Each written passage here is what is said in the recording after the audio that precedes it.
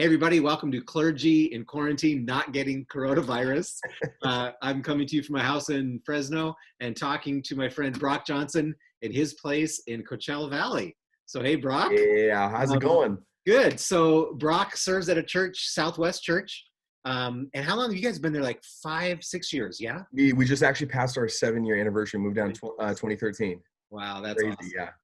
Well, I knew Brock because I was privileged to come in and to get to be youth pastor for this guy for the last year and a half or 2 years of his high school career.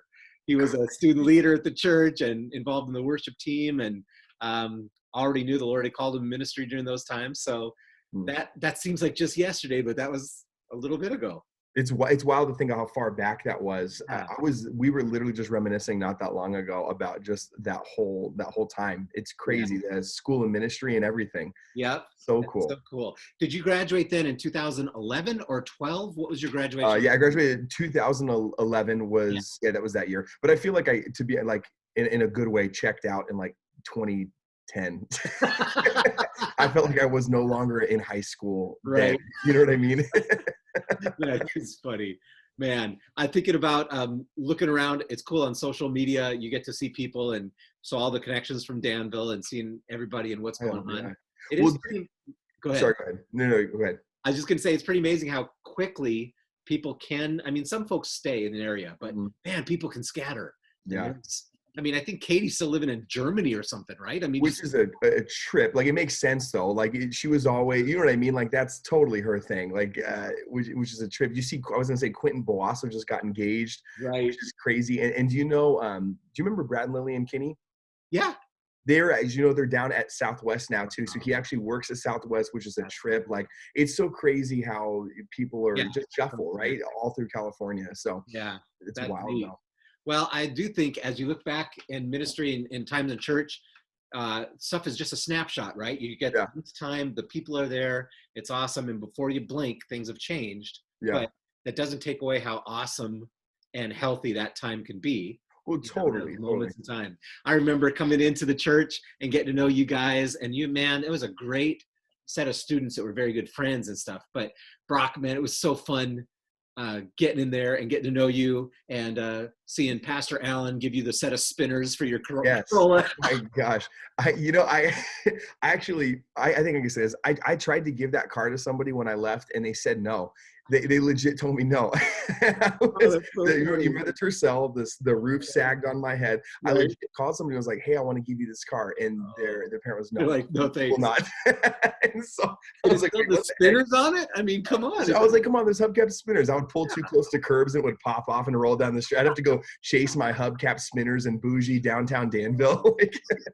You ever feel like you just don't fit in somewhere? Yeah, it's so funny. But man, that's so fun. And back in those days in that youth group, U-Turn, early on too, we went on the, what do we call it? Amy, remember Amy Lay helped set it up? Oh, a Destination Bay Area. That was one of my favorites. Yeah, that was a lot of fun, riding bike over the Golden Gate of Death, where we tried to ride that bridge. There's traffic all around. We went to Sausalito, right? That's where we went into that. It's beautiful. I love that trip. We had the good burritos at that one place. I got to see signs for the first time, which was exciting. Maybe it was maybe second, I don't know. But that was such a killer trip. Yeah, it was fun. And we got to that last day going on the ropes course. Yes. Yes. At that Mount Herman, I think, was the camp that had just built this aerial adventure. Yeah. That was awesome. I remember no helmet fit my head. It was quite embarrassing. Wouldn't go over my hair. All the pictures, my helmet is like here. Like, if I would have fallen, it was the least safe helmet ever. Oh my gosh. Isn't that funny? You look back on that stuff. It's interesting because I also remember some of the good solid. I mean, there was great things the Lord was doing in that time. We had mission trips going on. We did service projects and Albania. Albania was seriously one of the highlights, I feel like, of 2010 to 2020 for me. That was incredible. Yeah, it's cool. And during that time, you were leading worship in the youth group and then also in main church. And I know, are you involved in that also right now? Because your ministry, you're still doing stuff with students, right? Yeah. But you're at the church and part of the worship team in the main services, yeah? Yeah, my primary is student stuff. So I work high school, middle school, and like just kind of helping with the teams and all that kind of stuff, leadership teams and student leadership, small groups, all that kind of stuff.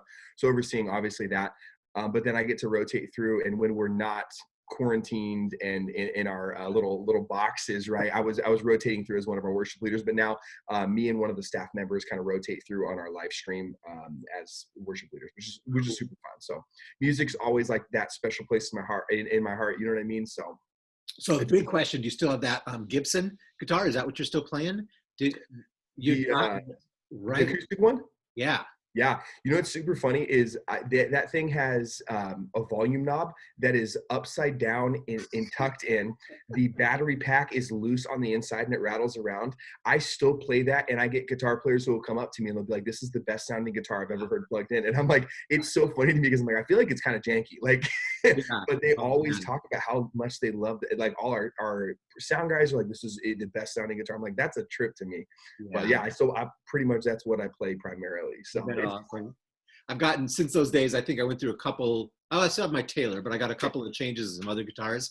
But just a year or so ago, I got an old 12 string, and it's not, it's not that great, not that nice of it, but it just sounds amazing. It's different. It's like a whole other instrument. Like, it's so fun. What was the O ones you used to talk about? That I think James Taylor had one.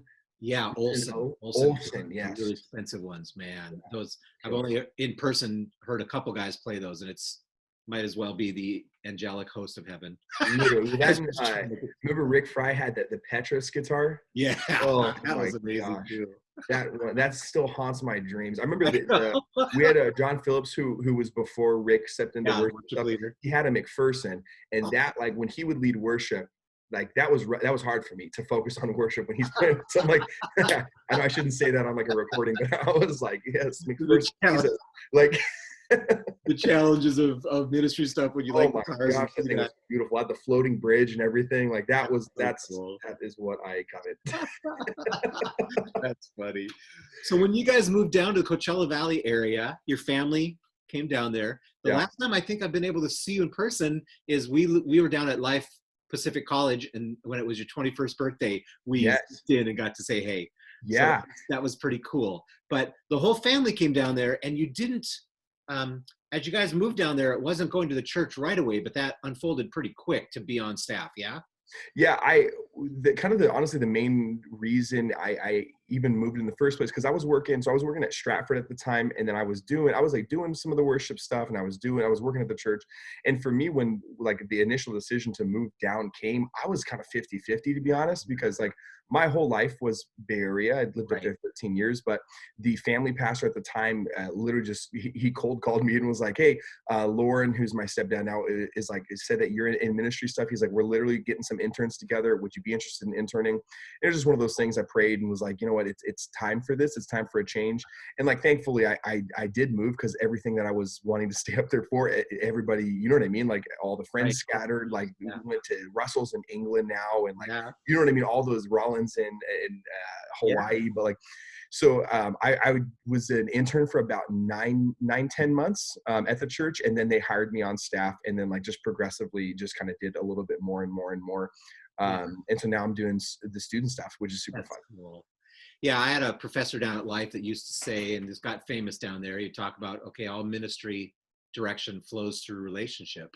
Yeah. So to have Lauren and to say something to someone, and that's, I'm sure you've already seen, that's how it works when there's opportunities and the way God moves us on. It's often somebody knows somebody, and then they think of you and they bring that up, and that's cool. That just shows the body of Christ and how the connections are supposed to work. Yeah, really that family dynamic. Well, for me, and even in this season, like I feel like that shows the practicality of how like God calls us to be like kind to people and treat others well. And you see the practicality of that, and just the super selfishness of like when you were kind to people, you get doors opened up that you never would have had opened up, right? And like it's been cool even in this season to see so much of like just the day-to-day practicality of scripture of God says do this, and you're like, why the heck would I do that? But then you even just see the right now blessings, not just the eternal stuff, right? And how huge that is to like just have a connection, because the Bible calls us to like love one another, you know what I mean? And like the doors that opens up here has it's been a while, because he wasn't even here. He was here like maybe a year. Oh wow! And that guy ended up, he didn't even stay that long. And it was wild just to see like those set of circumstances. You know what I mean? If it would have been any later, it wouldn't have happened. 3 months later, Josh Pinkston moved up to Oregon, I was crazy close to, and he was mentoring me in the Bay Area. And then Caleb actually came down here for a while, which was super fun too. So Yeah. any chance him and I get to do ministry is like some of my favorite times. So Cool. it's just wild to see all that kind of stuff. Yeah. I love the way God, I mean, we all know in our minds that God directs our steps, Yeah. but Yeah. then after you take a few steps, you look over your shoulder and you're like, wow, it really does. Yeah. When Really you does. know it, but to see it is a different thing, right? Like I'll quote you the verses, I'll tell you, but to actually look back and go, oh shoot, you're good. Yeah. Yeah, that's right. Well, that's good encouragement. That's good encouragement right now too, because of the strange, quarantine time and stuff is all shaky with people that way. But we're constantly talking about the fact that, the Lord still is not stifled in how he's going to work. The church Yeah. is still the church. It doesn't, Yeah. stop us from being God's people when there's challenges. So 100%. that's good to remember that stuff. When you see it in other areas, the same exact principle applies. We get to live this out for God now. Heck So yeah. how is the church? So what are some things you're doing with your students during this time too? How are you guys trying to maintain connections or whatever?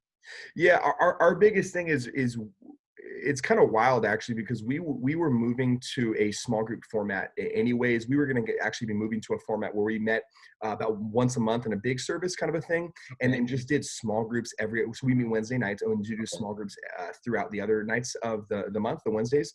Yeah. And our just kind of our heart in this season is like, I I don't want to call myself pastor. Like technically on paper, I'm a director. Like that's my position. But I don't want students to look at me as a pastor. I want them to look at their small group leaders as a pastor, because at the end of the day, I can pastor 5, but if I can pastor 10 small group leaders, then 50 kids can be, you know what I mean? Students can be reached, or 100 students can be reached.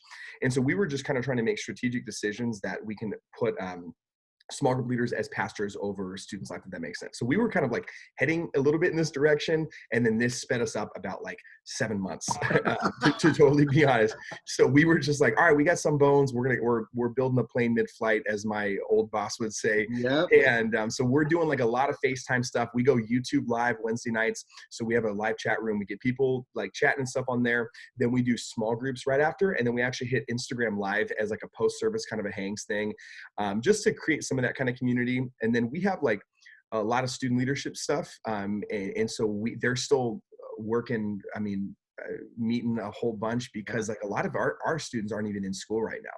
Like some of the private schools are, and I don't know if that's a whole California thing or just the district, but our district, they're kind of chilling, looking for stuff to do. So we're giving them work. We're having to make all the TikToks in the name of Jesus. Oh my gosh, that just reminded me. What was that early thing? Remember when Michaela was around too, and for Christmas, The elf yourself, right? Yeah, the elf stuff, and It was incredible. Oh my gosh, yeah, technology is pretty fun, and especially all the new stuff. It's weird because it just helps us connect with people, and you guys are doing that through your systems. That's great. So some of that stuff and even this kind of stuff, like I've gotten to connect with people, like we haven't gotten to catch up. We've texted and like Facebook messengered and all those kind of things, but like it's been an awesome opportunity just even to get to connect this way and all that stuff.